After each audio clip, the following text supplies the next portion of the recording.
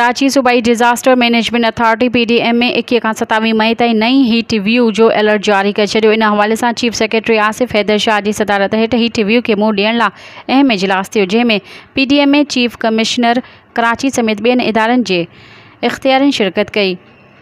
परगि॒णी जे समूरनि commissioner खे बि video link ते वरितो वियो ऐं PDM जे इजलास खे ॿुधायो वियो त सूबे में 21 खां 27 मई ताईं हीट व्यू रहंदी, जंहिं लाइ समूरनि इदारनि खे आगाह कयो वियो आहे।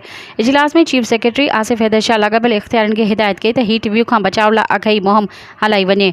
सूबे जे समूरनि अस्पतालनि में हीट व्यू खां बचाव लाइ सेंटर ठाहिया वञनि, मार्केटनि में थधो पाणी रखियो वञे, रश वारनि हंधनि ते उस खां बचण लाइ शेड लॻाए वञनि। चीफ सेक्रेटरी रेस्क्यू 1122 सर्विस खे बि हाई अलर्ट रहण जी हिदायत कई।